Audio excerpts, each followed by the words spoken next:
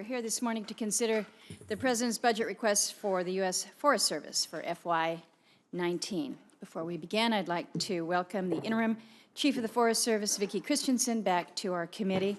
You were here last fall when we were talking about the use of new technologies to mitigate wildfire risk. So good to have you back before us again.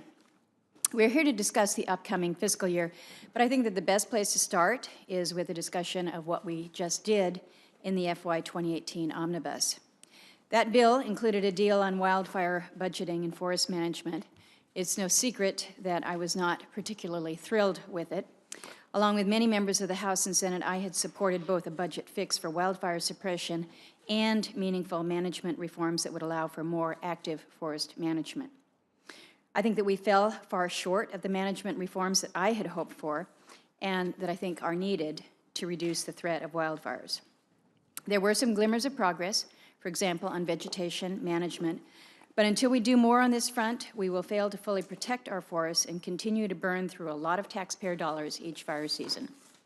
Now, on a more positive note, the new wildfire suppression budgeting framework should end the destructive practice of fire borrowing and stabilize the operations budget by treating wildfires more like natural disasters. We've heard this throughout this committee for a long time, so I think it is important that we end that practice.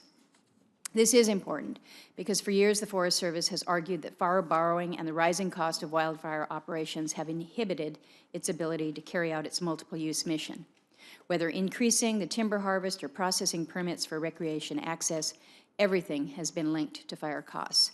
So now that we have a fix, I expect the Forest Service to step up and address management priorities that have long been neglected. Throughout this year's budget request, the Forest Service acknowledges its multiple-use mission and primary responsibility for maintaining existing lands.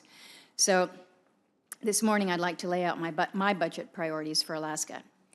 Ms. Christensen, I traveled to Southeast Alaska with your predecessor earlier this year. We had a conversation about that, and we held a roundtable in Ketchikan. We heard from over 20 leaders who represented local governments, Alaska Natives, tourism, energy, timber, and environmental groups. And the resounding theme that we heard over and over again is that more access is needed in the Tongass.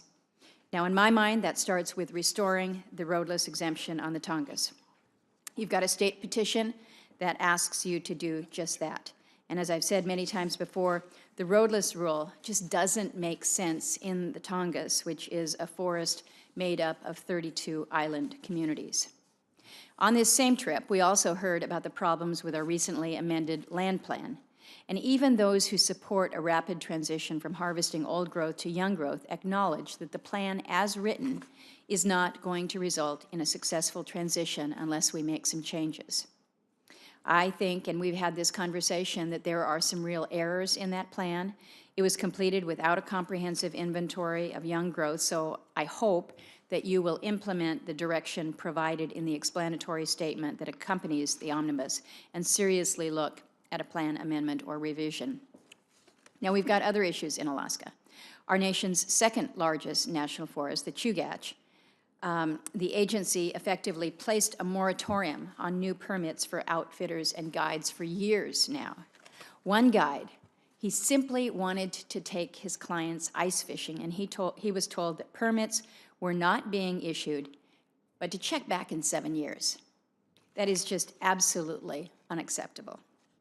And while the moratorium has now been lifted, which we appreciate, much of the Chugach is still closed off to outfitters and guides.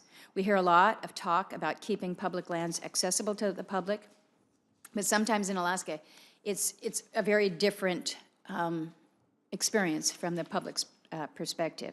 So we have to make sure that whether it's our heli skiers, our cross-country skiers, our fishermen and women, that they have the access to the forest that is billed as a recreation forest. I'll note that Secretary Zinke signed 2 secretarial orders just this last week on recreation, designed to push agencies to increase and expand access to recreation. So hopefully this will cause a sharper focus on what we need to be doing within our national forests.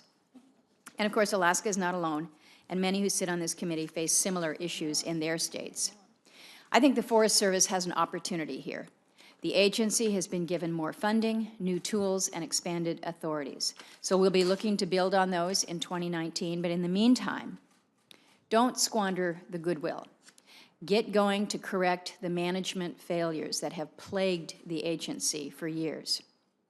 End fire borrowing and revamp your budget process. Ensure that our forests are productive again. Move at the pace and the scale needed on our overstocked forests to reduce the risks of catastrophic fires. Streamline the permitting so that the United States can produce minerals that are critical to our national security. Provide access to our rural communities so that they can build and sustain thriving economies. And then, of course, the one issue that I have not mentioned this morning, that we discussed yesterday, but it is a significant one.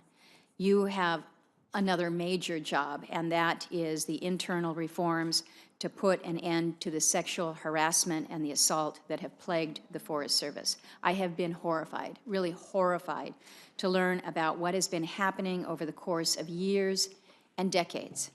It is categorically unacceptable, and I know that you share that. Improving the culture and guaranteeing a safe workplace must be one of your highest priorities. So, Ms. Christensen, I know that you're new to this position. We're still waiting on an undersecretary at the department, but I do appreciate your commitment to work with me, work with us, to put the Forest Service back on the right path. So thank you for being here this morning. We'll look forward to our exchange. Senator Cantwell.